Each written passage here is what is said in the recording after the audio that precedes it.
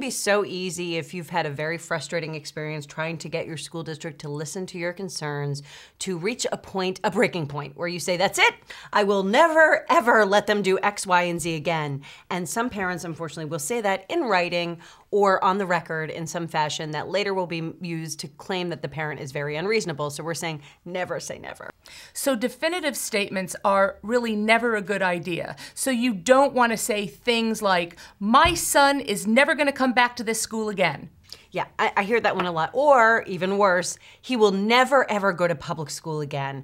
See, here's the problem with that from a legal perspective, Julie. Let's just say hypothetically that in 3rd grade, your child's had a horrible school experience with the public school, and you are in a situation where you're litigating against your school district because of it, and you want your child to go to a private school at public expense. And now you've said on the record in some fashion he will never go back to public school again. Well, let's fast forward to 6th grade when the school district has actually offered an IEP that looks pretty good on paper, and the school district is now taking you on in some litigation, and they have on record that you said, I will never send him back to public school. Now the hearing officer, or whoever's going to decide your case, doesn't really care about how appropriate that IEP is. They only care that you're never going to be open-minded to a public school program, and you've kind of ruined your case by making that statement.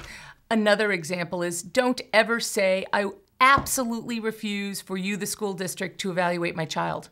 That's a big, big, big no-no, and here's why. Again, if you get to a point where you've decided that the public school cannot meet your child's needs and you want the school district to pay for an out-of-district placement, there is authority in the case law and in the statute itself, the federal special education laws, that says that if you refused permission for the school district to evaluate your child prior to withdrawing the child from the public school, a hearing officer could refuse reimbursement of that placement or deny your request for that placement, for that out-of-district placement, because of the fact that you wouldn't let them test him. So the bottom line is this: you have a right to challenge the school district's evaluation through an independent educational evaluation request, which Julie and I have whole presentations about and a whole part of our website dedicated to. So let them do the testing and then exercise your right to an independent evaluation. And you know, I always say to parents, the school district has the first bite of the apple. They actually have the authority and the obligation to evaluate your child.